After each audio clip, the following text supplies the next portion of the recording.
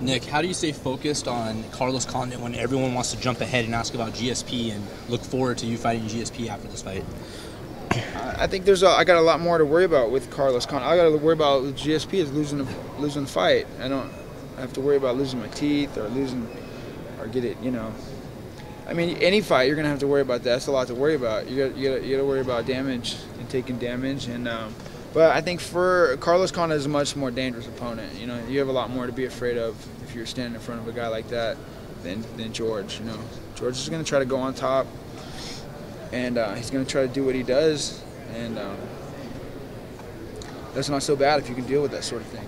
But a guy like Carlos, things don't start going your way, then it starts to fall into a downward spiral, much like you've seen in the past when you've seen him fight or me fight. It starts to become the beginning of the end for the other guy. I would say. I would say that that Diaz has probably been the hardest guy to train for, just because he has probably the most dynamic style of any of the guys that I've been matched up against. He's able to box really well. His jiu-jitsu is very good.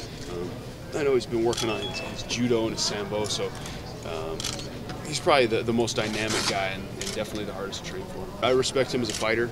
I think he's one of the best in the world, and I think there's some mutual respect there. This time I'm leaving.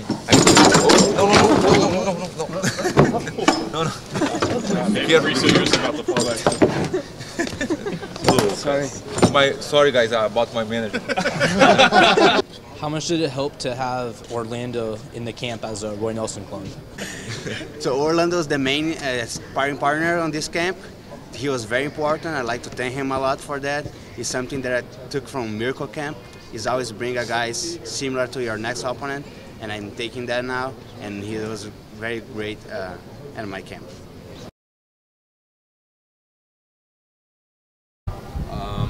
I say more positional grappling, and that's a little bit different than submission grappling. But we're not doing a submission tournament, we're doing an MMA fight, so it's a big difference. The guy I've been working with most was former lightweight champ Forrest Griffin, long, lanky, fast, and probably weighs just as much as at 245. So they both have different style of fighting. Standing up, Carlos Condit has, I believe, more power, and he has more diversity in his striking than Nick.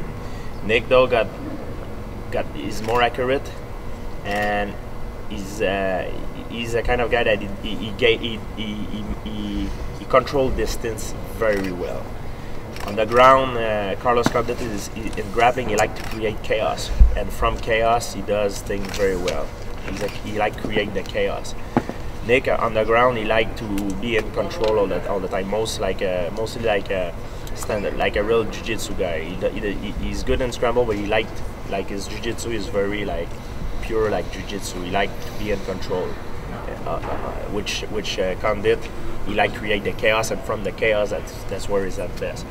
So I don't do it because I like it. You have to understand. I give the good impression. I laugh and everything because I have to do it. It's part of my job, and I try to enjoy it. And even though it's if I would prefer to be somewhere else and be free and do something else, of course. But it's part of the job, and you need to do it. So if it would be back in the day, of course, it would be just the fight. It would be great, but the reason why we have more money now as athletes and our sport get mainstream is because of this, and it's part of the job to do it.